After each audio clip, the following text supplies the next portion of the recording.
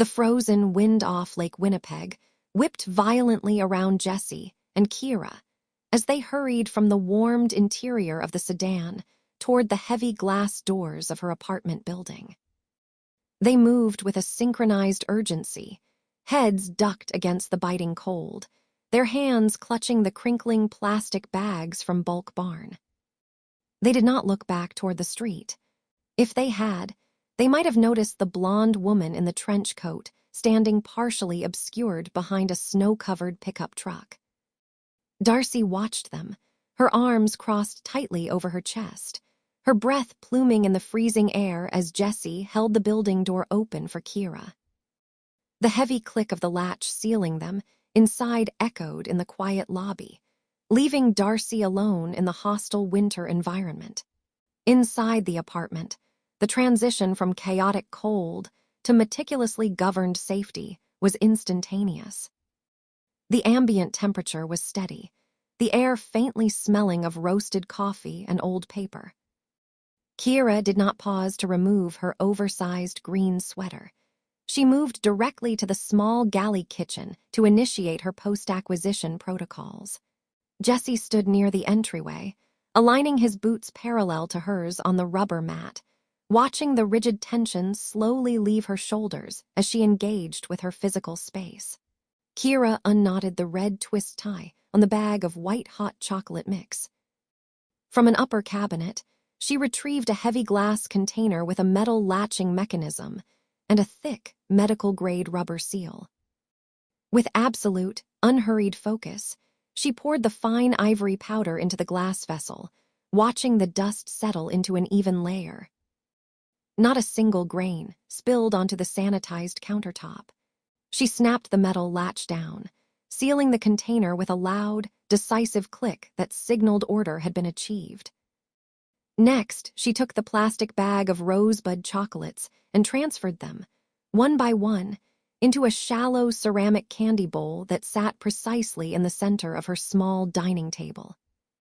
The repetitive, rhythmic sounds of the decanting process filled the quiet room, serving as an acoustic anchor for both of them after the roar of the highway.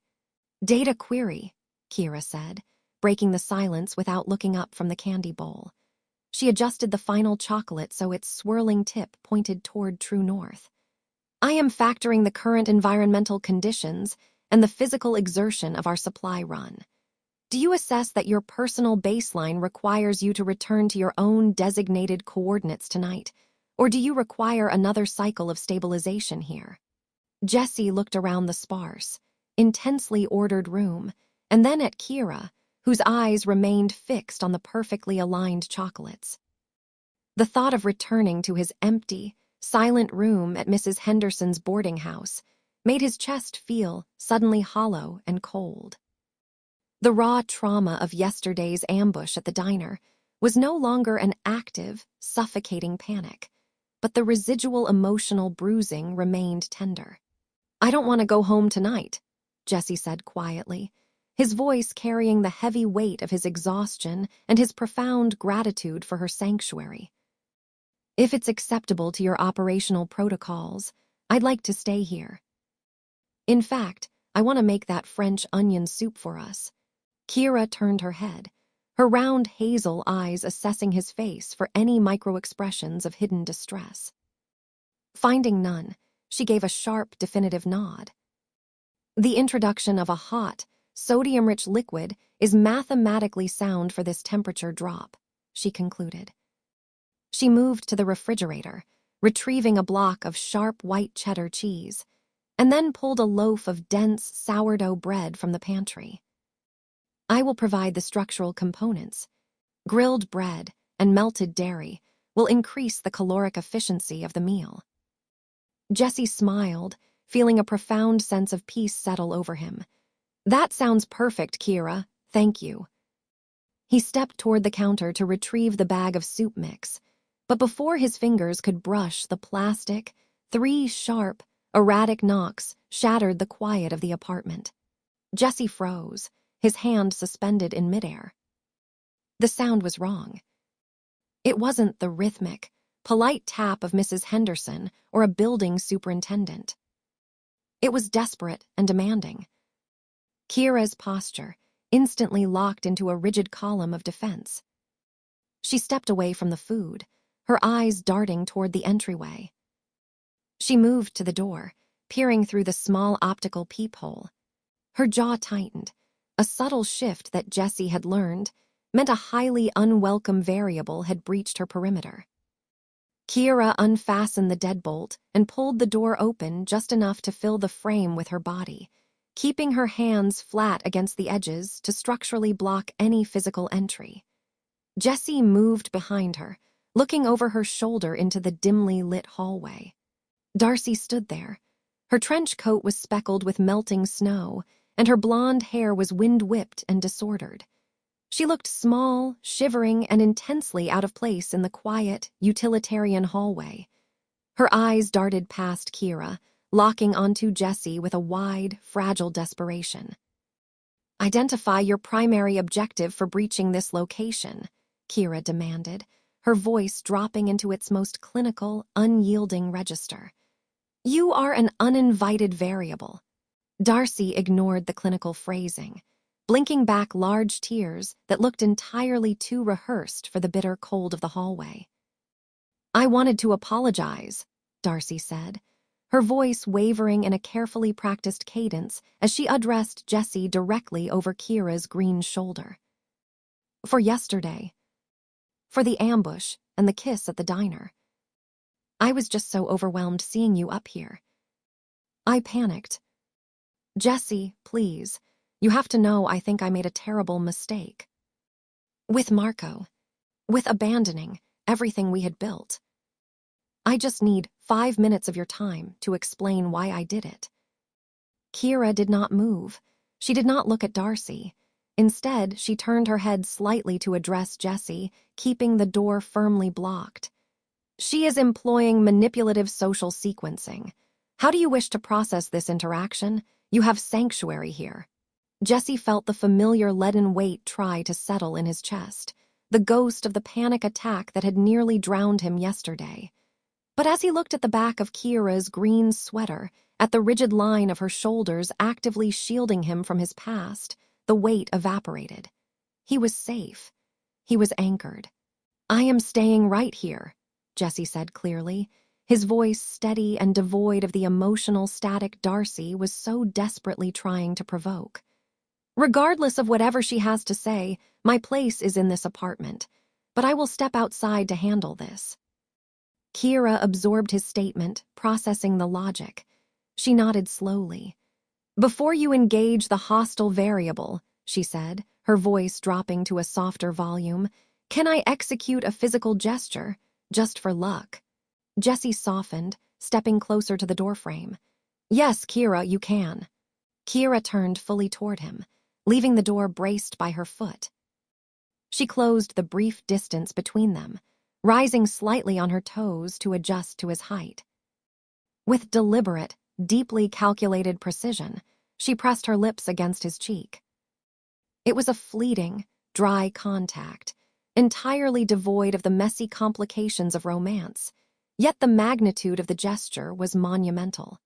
It was an active transfer of her own strength, a physical sealing of their alliance, and a protective ward against the chaotic forces waiting out in the hallway. She pulled back, her eyes locking onto his. "Your baseline is secure," she stated softly. "It is," Jessie affirmed, his chest swelling with a calm, steady warmth. He gently moved past Kira, stepping out into the freezing, flickering light of the hallway. He pulled the heavy apartment door shut behind him until the deadbolt clicked into place, leaving Kira safely insulated inside with the soup and the rosebud chocolates. He turned back to face Darcy, feeling absolutely nothing but a quiet, impenetrable resolve. He was fully prepared to stand in the cold and listen to a story he already knew was entirely bull, secure in the knowledge that his real life was waiting for him on the other side of that door. The hallway air was stale, carrying the faint, metallic scent of damp wool and industrial floor cleaner.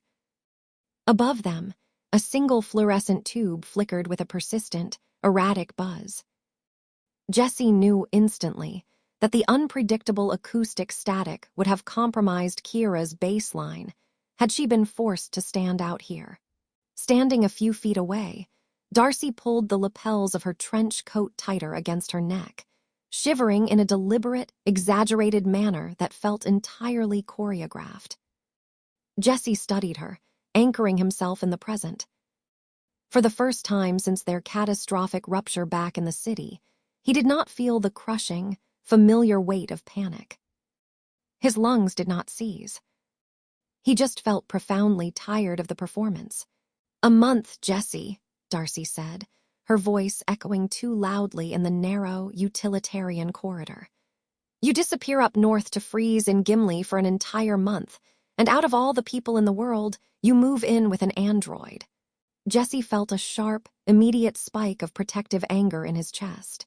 His posture straightened, and he stepped slightly forward, closing the physical distance by a fraction of an inch to establish an absolute boundary. "Do not ever call her that. Kira is human. She is infinitely more genuine than anyone I have ever known." Darcy let out a harsh, incredulous laugh.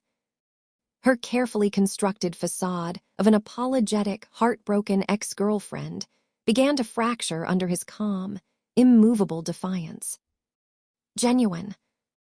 Jessie, listen to yourself. She doesn't even understand basic human emotions. She functions on a script, like a machine running a program. Think about what happened at the diner yesterday. She demands my name like some sort of security guard, and when I actually give it to her, she just acknowledges it and kicks me out. Who does that? Why ask for a name, only to coldly acknowledge it? It's abnormal." "She was being respectful," Jessie countered. His voice remained incredibly level, entirely devoid of the emotional volatility Darcy was so desperately trying to mine. "It is a core part of her rhythm. She requires unpredictable variables to be formally identified so she can process them safely. Asking for your name was her extending a courtesy within her own operational rules before she removed a hostile threat from her environment. And she was absolutely right to do so." Darcy's eyes narrowed as she searched his face, slowly stripping away the rehearsed tears and the fragile posture. The cold, self-serving calculation that Jessie had been painfully blind to for years was suddenly glaringly obvious under the flickering fluorescent light. She watched the steady, unapologetic set of his jaw, the quiet conviction anchoring his dark eyes, and the way his body instinctively remained angled to fiercely shield the door behind him. "You have feelings for her," Darcy said. The words slipped out as a quiet, venomous revelation. Her expression twisted into a complex mixture of pity, disbelief, and spite. "You are actually falling for a girl who treats a basic conversation like a math problem. You think you can fix her, but you can't. You need to hear the truth, Jessie. She might never love you. She might not even be capable of it." The words were precision-engineered to cut, designed to exploit the deepest insecurities of a man who had fled his entire life because of a shattered heart. Yet, standing in the harsh light of the hallway, Jessie realized Darcy's weapon was entirely blunt. The concept of love that Darcy understood was deeply transactional, chaotic, and irreparably laced with deceit. What he shared with Kira was built on an architecture of absolute trust, clearly defined boundaries, and unwavering mutual protection. It was structurally sound. It was safe. "You never loved me," Jessie said softly. The absolute, quiet certainty in his voice hung heavy in the cold air, leaving absolutely no room for debate or negotiation. He did not say it with malice, bitterness, or lingering anger. He delivered it as a simple, verified operational fact. Darcy flinched, physically stepping back as if the words carried blunt kinetic force. Her mouth opened, but whatever sophisticated manipulation she had queued up next died in her throat. She looked at the heavy apartment door, then back at Jessie, her desperation hardening into something brittle, cornered, and deeply ugly. "Fine," Darcy spat, her voice trembling with a final, desperate attempt to plant a toxic seed of doubt in his mind. If you are so hopelessly convinced about her humanity, go back inside. But do me a favor. Ask her to explain what emotions are in human terms. See what kind of calculated, robotic garbage she gives you. Jessie did not offer a rebuttal. He did not need to defend his reality to a hostile variable. He simply turned his back to her, retrieved the brass key from his pocket, and slid it smoothly into the deadbolt. He stepped backward into the apartment, pushing the heavy wooden door shut and locking it with a firm, decisive click. He severed the connection completely, leaving the unpredictable chaos of his past isolated in the corridor. Inside, the transition was miraculous. The ambient temperature was perfect, and the air smelled heavily of toasted sourdough bread and sharp white cheddar cheese. Kira stood exactly where he had left her in the small galley kitchen, her posture noticeably relaxed now that the physical barrier was firmly reestablished. She had arranged 2 identical ceramic bowls on the clean counter, perfectly parallel to the edge, with the packet of French onion soup mix resting exactly centered between them. She did not ask about the hallway. She did not demand a debriefing on Darcy's motives. "The thermal gradient requires immediate intervention," Kira stated, her hazel eyes tracking his movement as he took off his boots and aligned them with meticulous care on the rubber mat. "I have pre-portioned the dairy components according to optimal melting temperatures. You may initiate the broth sequence when you are ready." Jessie looked at her, his chest swelling with a profound, quiet gratitude that felt heavier and more real than anything he had experienced in his old life.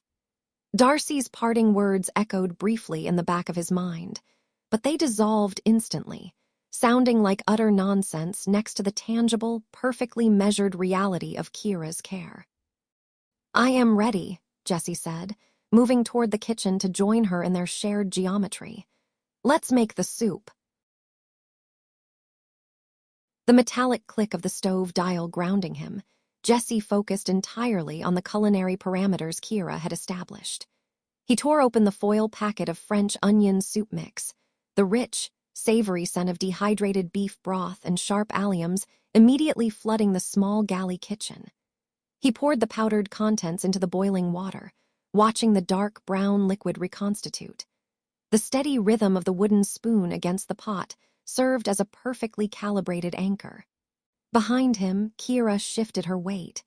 "The ambient temperature is currently regulated, but my core thermal retention is suboptimal following the outdoor exposure," she stated, her voice factual. "I am going to transition into my sleepwear to establish a more efficient baseline of comfort." "Take your time," Jessie said softly, reducing the heat. "The broth needs 10 minutes to properly rehydrate anyway. I will slice the dense sourdough and grate the block of white cheddar while you change." Kira gave a sharp nod of approval and retreated into her bedroom, pulling the door partially shut. The apartment settled into a deeply comforting silence, punctuated only by the soft bubbling of the soup and the scrape of Jessie running the block of sharp cheddar against a metal box grater. Minutes later, Kira's voice drifted through the narrow gap in her bedroom door.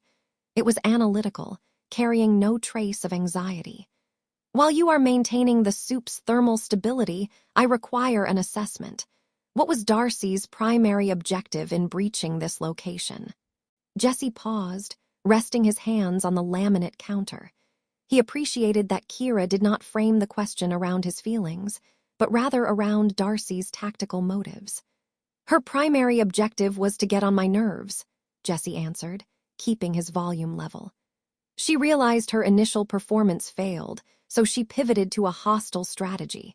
She wanted to provoke an erratic response from me by insulting you." The door opened fully. Kira stepped out, having exchanged her oversized green sweater for heavy, structured flannel pajamas. The fabric was a muted charcoal, patterned with mathematically perfect intersecting white lines. The sleeves were slightly long, covering her wrists in a way that clearly provided sensory comfort. "What specific insult did she deploy?" Kira asked, walking to the kitchen boundary. "She tried to tell me that you were an android," Jessie said, meeting her hazel eyes directly to ensure there was no ambiguity. She claimed you operated on a script and did not understand human interactions. Kira blinked twice, processing the terminology. She did not look hurt, only mildly intrigued by the sheer inaccuracy.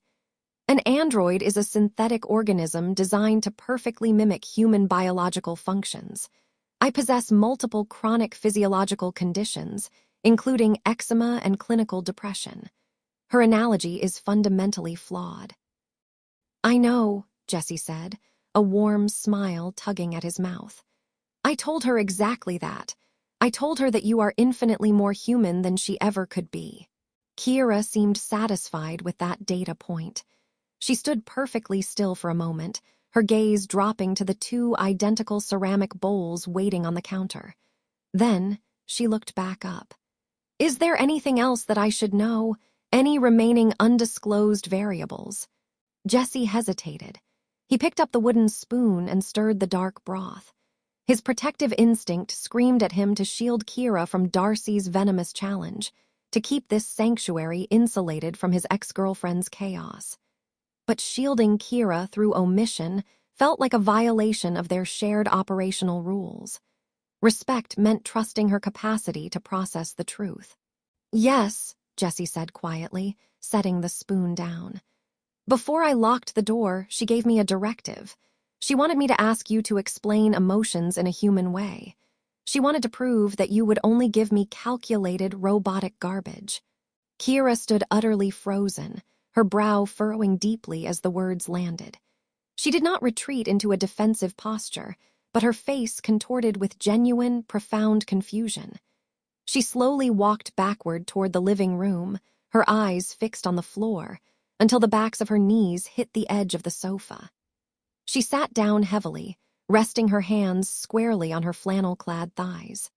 Explain emotions in a human way, Kira repeated, testing the syllables as if they belonged to a foreign language. Can anybody actually do that? Do normal freaks possess a universally agreed-upon metric for defining a chemical fluctuation? Jessie leaned against the kitchen counter, listening intently. I don't think they do. I think most people just feel them and expect everyone else to blindly understand the wreckage. Emotions have never made any logical sense to me, Kira continued, her voice gaining a sharp, analytical edge. They are wildly inconsistent. They dictate irrational behavior, like destroying a stable partnership for a temporary variable like Marco, and then demanding reconciliation in a freezing hallway. If human emotions are defined by that level of chaotic destruction, then I do not want to explain them. They lack structural integrity. She sat in silence for a full minute, the bubbling of the soup filling the quiet space. Jessie watched her process the insult, marveling at how she refused to absorb Darcy's malice, treating it instead like a broken equation. Suddenly, Kira looked up, her round hazel eyes locking onto Jessie with diamond-hard clarity. I have established a new operational protocol. What is it? Jessie asked. The next time I see Darcy, I will present her with the exact same inquiry, Kira said smoothly. I will ask her to comprehensively explain human emotions. She deployed that question against you because she was too afraid to ask me directly, assuming I would fail. I require observational data to see if she can successfully answer it herself. Jessie felt a deep, profound sense of admiration wash over him. He knew immediately that this was a brilliant idea. His initial instinct to protect Kira had been misguided. It was a terrible idea to keep Kira from seeing if Darcy was truly as smart as Darcy thought she was. Kira did not need a shield.